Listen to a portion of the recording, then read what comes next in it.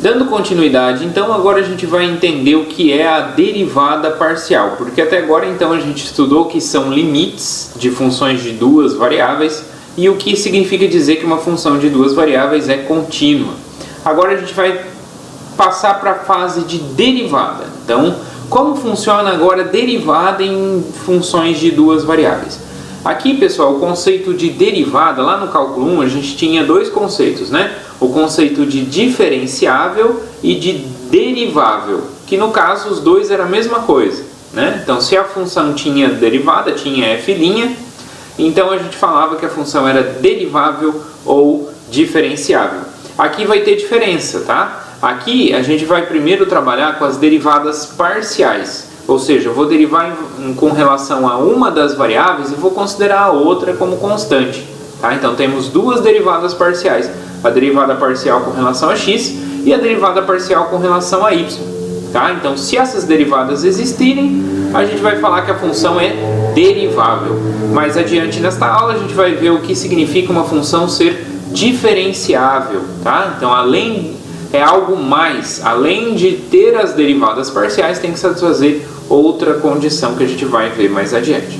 Então, o que é a derivada parcial de uma função de duas variáveis? Então, considere f uma função de duas variáveis, né, definido no R2 chegando em R, e x0 e y0 um ponto do domínio da minha função.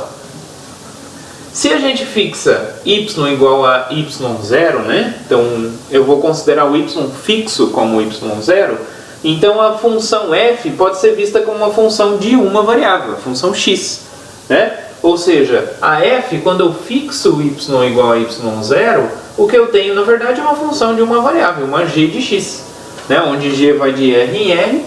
A derivada g' de x vai ser o que a gente vai chamar de derivada parcial de f com relação a x no ponto x0, y0.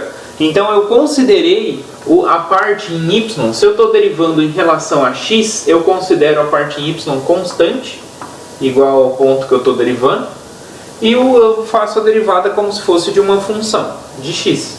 Tá? Então essa que é a ideia. E a notação é del, essa é uma letra grega, del f, del x, em x0, y0. Então, pessoal, tecnicamente o que a gente tem então, que é derivada da f com relação a x no ponto x0, y0, é o g' de x0, né? Como a gente viu aqui. Tá? Mas quem é g' de x0 por definição através de limite? Ela é o limite de g de x menos g de x0 sobre x menos x0 quando x tende a x0. É a definição de derivada lá para cálculo 1, né? Lá de função de uma variável. Ok. Mas quem é a g de x? A g de x é o f de x, y0.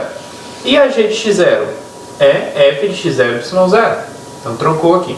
Ok. Esse limite aqui pode ser visto de outra forma, né? Colocando x0 mais h aqui e aqui o próprio x0. Então x0 mais h e essa diferença aqui vai ser h. E eu vou fazer h ir para 0. Tá? Então posso ver esse limite também dessa maneira aqui.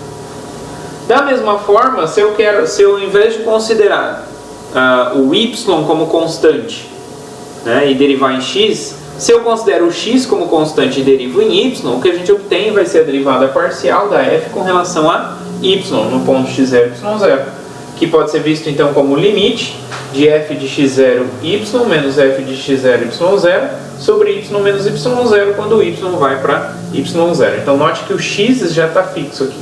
E eu só estou derivando com relação a y, só estou fazendo y ir para y0.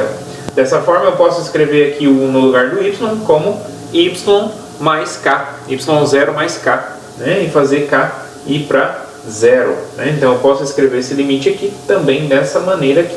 Então no lugar do y eu coloco y0 mais k. Tá? Então eu posso escrever a derivada parcial com relação a y também dessa maneira.